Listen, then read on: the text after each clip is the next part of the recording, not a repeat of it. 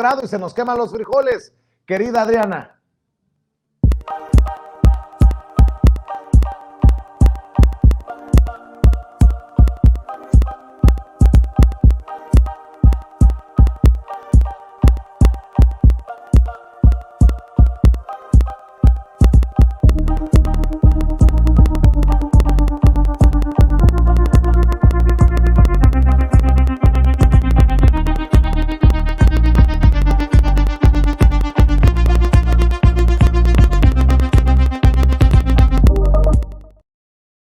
Con tantas noticias ofrezco disculpa por su generosa paciencia. A Yasmín Ugalde agradezco la paciencia y también a la invitada especial que tenemos para el día de hoy, diputada federal de Morena. Primero saludo a la querida Yasmín Ugalde, precisamente miembro integrante del Instituto Nacional de Formación Política de Morena. Querida Yasmín, ¿cómo estás? Muy buenas noches. Hola Vicente, pues buenas noches a ti, a tu auditorio y agradecer por supuesto la presencia también de la diputada Laura. Le agradecemos muchísimo que haya aceptado también la invitación para estar aquí y no te preocupes, a nosotros nos encanta estar aquí, si bien a veces esperamos un poco para entrar de lleno a cuarto grado, nos encanta escuchar siempre las mesas que nos anteceden. Gracias, eres muy generosa, Yasmín Ugalde. Hay que hablar de las narrativas después del voto sobre la reforma eléctrica y la ley minera, y para hablar de eso, saludemos pues a nuestra invitada especial, la diputada federal de Morena, Laura Imelda Pérez Segura, quien forma parte de la Comisión de Vigilancia de la Auditoría Superior de la Federación y de la Comisión Bicameral de Disciplina Financiera, y es parte de la Junta Directiva de las Comisiones de Presupuesto y Cuenta Pública y Hacienda y Crédito Público. Le agradezco mucho, diputada, y también para usted una disculpa por el tiempo que ha esperado en el sistema. De estar aquí, un saludo, buenas noches a todo tu auditorio, a ti, Vicente, Yasmín, un saludo, gracias por la oportunidad de platicar con ustedes. Laura, ¿cómo ve lo que ha ocurrido después del voto sobre la reforma eléctrica el domingo en la Cámara de Diputados y el debate y votación en la Cámara de Diputados y en el Senado de la ley minera? ¿Con qué nos quedamos? Bueno, yo primero quisiera comenzar, si me permites, con poner en contexto lo que estamos viviendo.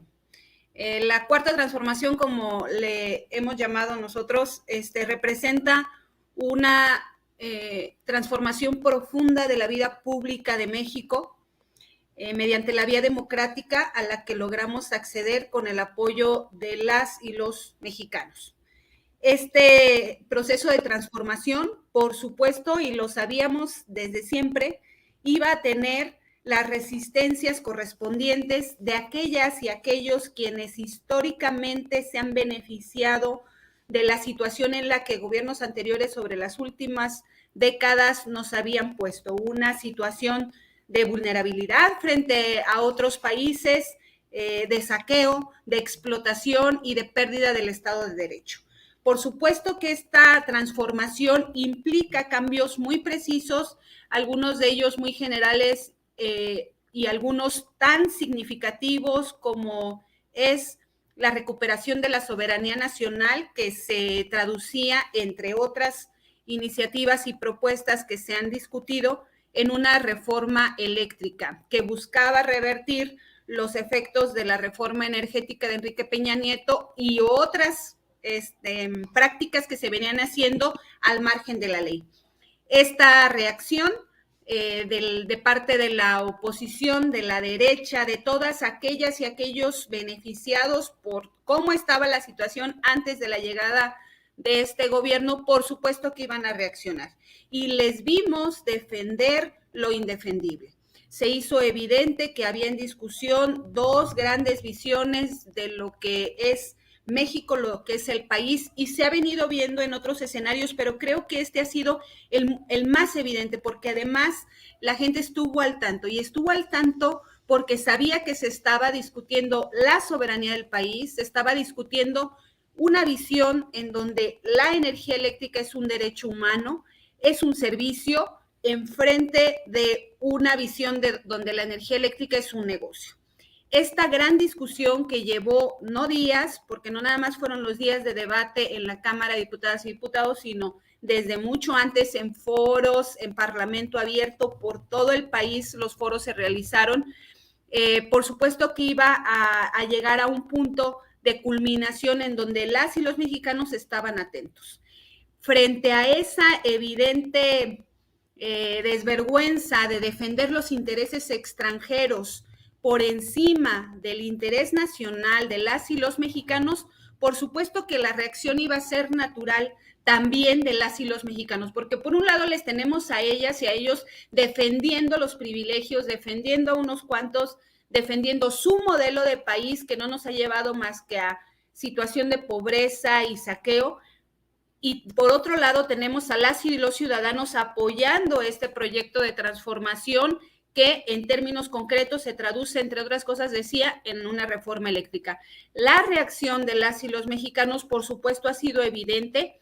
Nos han estado acusando cuando nosotros como representantes populares, lo que hemos hecho es hacer en una ventana más pública por el espacio que tenemos, por los espacios que se nos abren y por la visibilidad pública que tenemos, transmitir ese sentir de las personas, ese sentir de haber sido traicionados y de que hayan traicionado a la patria.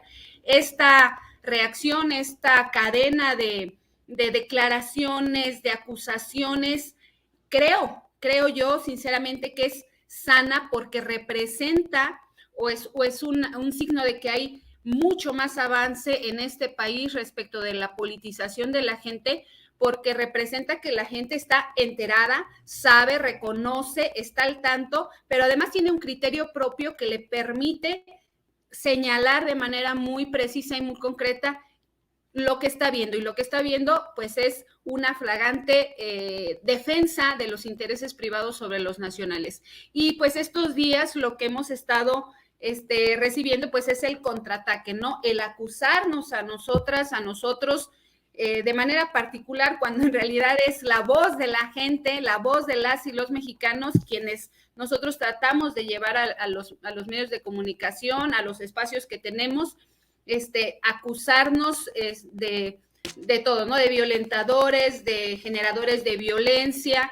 Lamentable que estemos viviendo tantos hechos de violencia. Este tema que hace rato se mencionaba en Nuevo León no es cosa menor, pero no nada más son ese escenario, o sea, son muchos factores que de manera simultánea estamos viviendo y que por supuesto van a provocar una reacción, declaraciones y afortunadamente posicionamientos de las y los mexicanos muy claros.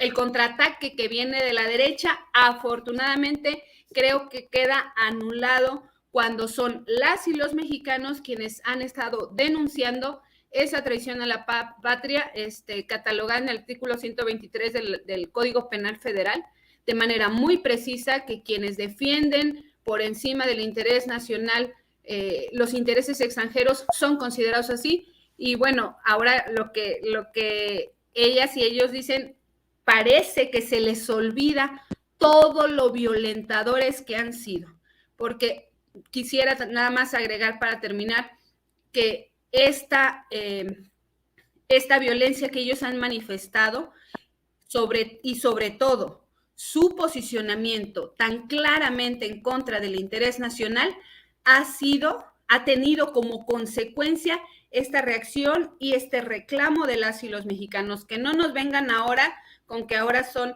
los violentados y las víctimas, cuando son sus acciones y sus discursos de odio los que han generado esta situación en la que hoy nos encontramos. Lamentable, pero creo que más lamentable que todo es esa reacción tan férrea, tan desesperada por conservar esos privilegios y retornar al poder.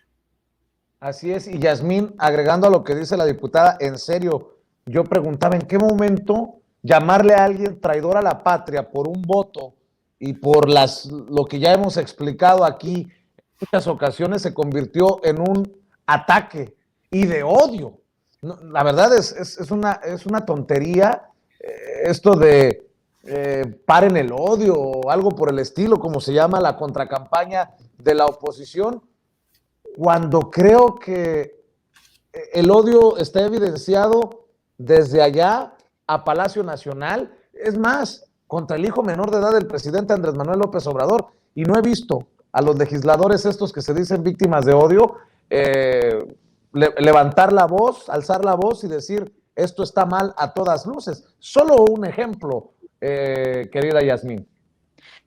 Sí, es que mira, hay grandes temas, es decir, esta narrativa post reforma eléctrica y ley minera, nos ponen varios escenarios, ¿no? O sea, es decir, creo que están tratando de jalar, sobre todo esta narrativa de la oposición, de la derecha, está tratando de jalar hacia varios espacios. Uno de ellos, pues, es este discurso que les quedó corto al respecto de que, pues, que no se logró nada después de la ley minera, dado que el litio ya era nuestro, ¿no? O sea, este discurso que trató de minimizar.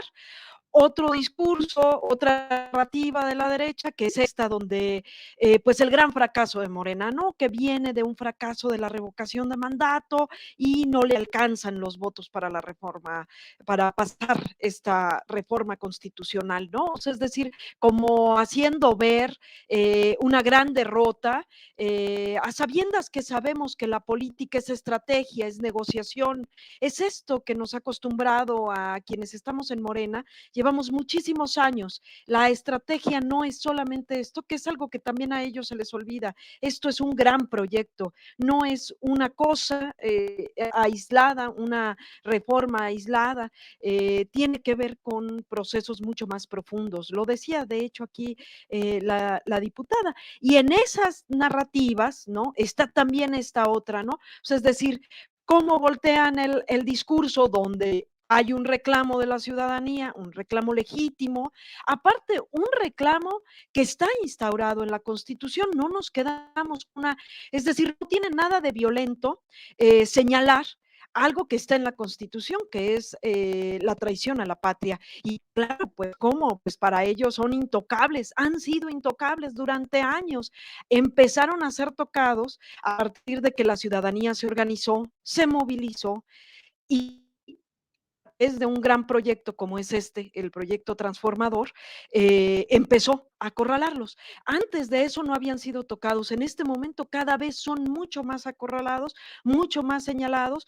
Que señalar que son unos traidores a la patria nos lleva a dos cosas en concreto. Una, que ya lo mencionaba creo que Alina en la anterior mesa, y es que la ciudadanía está pendiente de lo que está ocurriendo y está citando la Constitución.